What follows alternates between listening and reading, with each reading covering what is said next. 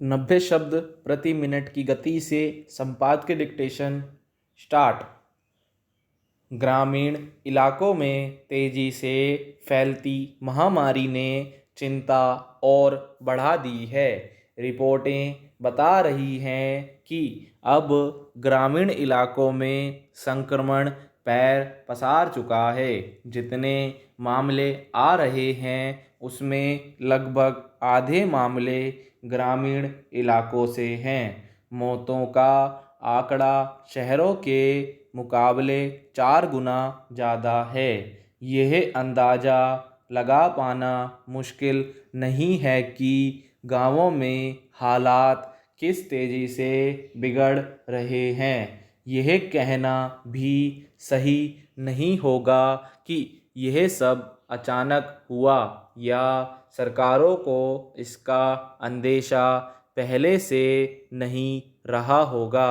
विशेषज्ञ लगातार चेतावनी देते रहे कि ग्रामीण इलाकों में संक्रमण फैलना कहीं ज़्यादा बड़ा खतरा साबित होगा, पर जिस तरह से गांवों को लेकर हर स्तर पर अनदेखी और लापरवाही होती रही, उसी का नतीजा है कि अब वहाँ हालात बदतर हो रहे हैं।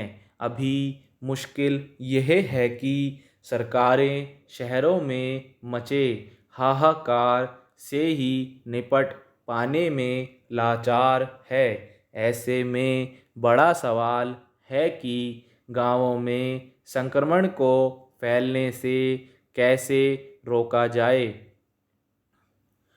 दूसरी लहर की मार ने स्वास्थ्य सेवाओं की हकीकत उजागर कर दी है। कमोबेश सभी राज्यों में हालात एक जैसे हैं। अस्पताल मरीजों से अटे पड़े हैं। ऑक्सीजन, बिस्तर, दवाइयाँ और ज़रूरी चीज़ों के लाले पड़ रहे हैं। बड़ी संख्या में लोग मर रहे हैं। दिल्ली में लोगों को किन दर्दनाक परिस्थितियों से दो चार होना पड़ रहा है, पूरी दुनिया देख रही है।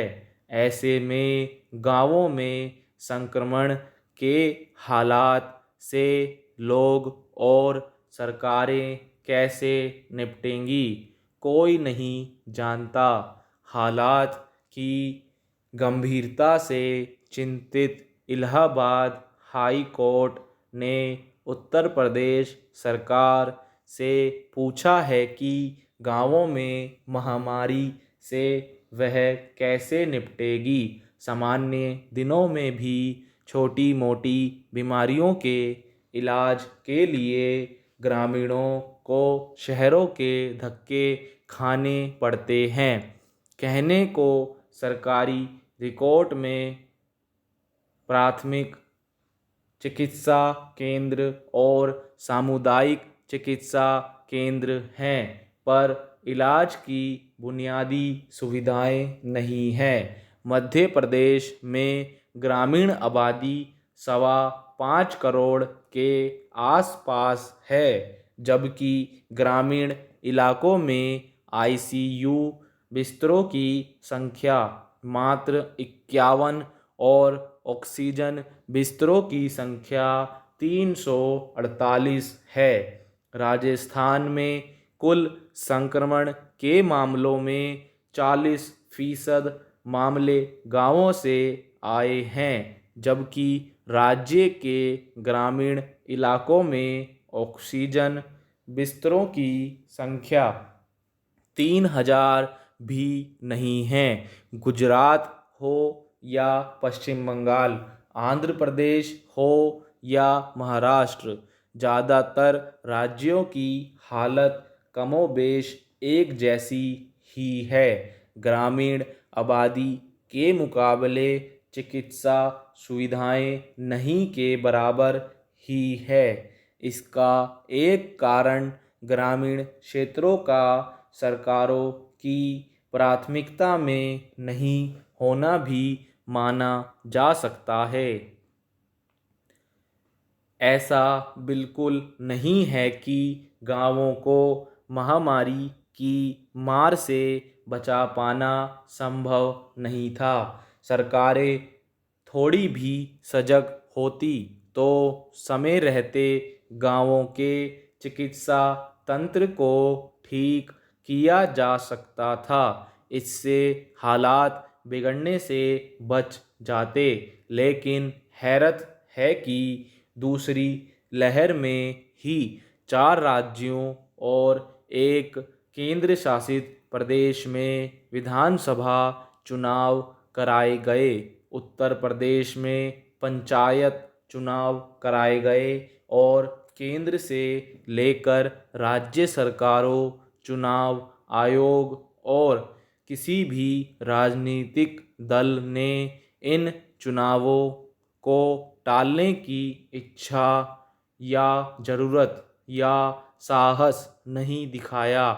इसका नतीजा आज इन प्रदेशों के ग्रामीण इलाकों में कोरोना के महाविस्फोट के रूप में देखने को मिल रहा है। क्या इस बात से कोई इनकार कर सकता है कि राज्यों के पास ग्रामीण इलाकों में जांच से लेकर इलाज तक का पर्याप्त तंत्र नहीं है? सब शहरों के भरोसे हैं। ऐसे में सरकारें कैसे रोजाना हजारों लोगों को मरने से बचा पाएगी? स्टॉप। पीडीएफ का लिंक दोस्तों आपको डिस्क्रिप्शन बॉक्स में मिल जाएगा, आप वहां से पीडीएफ देख सकते हैं। अगर आपने हमारा चैनल अभी तक सब्सक्राइब नहीं करा है तो चैनल सब्सक्राइब कर लें और बेल आइकन प्रेस कर लें। धन्यवाद।